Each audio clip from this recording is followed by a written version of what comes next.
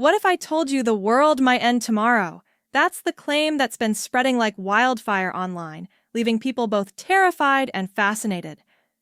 A few months ago, South African pastor Joshua Malacella went viral with a bold prophecy. On September 23rd and 24th, the rapture will happen. According to him, he saw Jesus, heard his voice clearly, and was shown a vision of the end times. He was so confident that many people online are taking it seriously, while others can't help but mock the frenzy. The way he presented it only made it more compelling. Imagine someone speaking with unshakable certainty, and then two people dressed identically echoing every word back at you. The effect is subtle but powerful.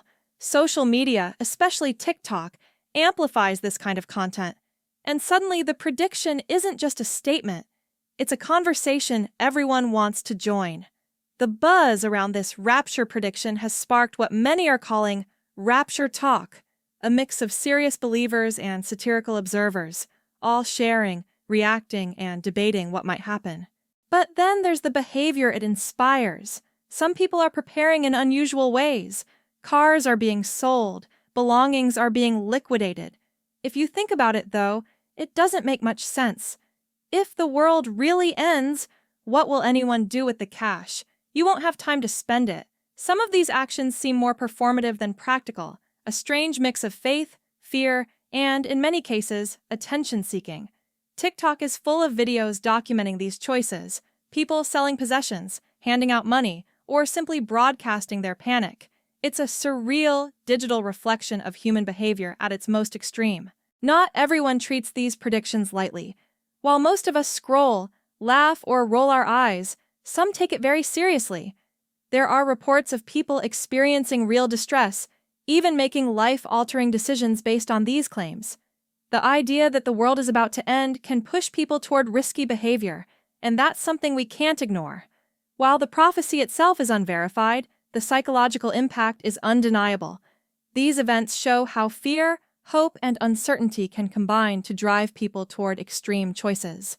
So, why do these predictions persist? What motivates someone to confidently declare the world's imminent end? In many cases, it's attention, support, and clout.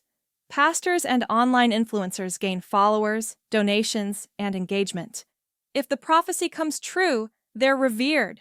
If it doesn't, there's always an explanation. God delayed it because of your faith. History is full of failed doomsday predictions, from the 2011 warnings to the 2012 Mayan calendar hype.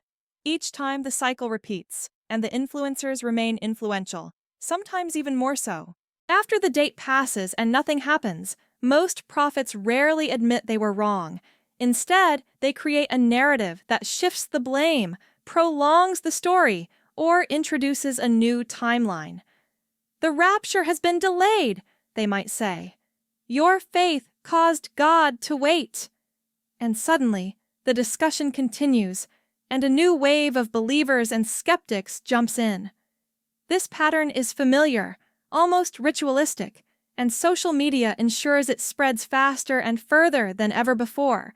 What's really happening isn't just about a literal rapture. It's about the way fear, hope, and curiosity can manipulate attention. It's about how stories, sometimes wild, sometimes unverifiable, shape our behavior and our society. People participate, react, and share.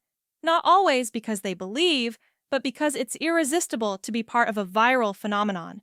And even if the world doesn't end, these predictions reveal a lot about human nature.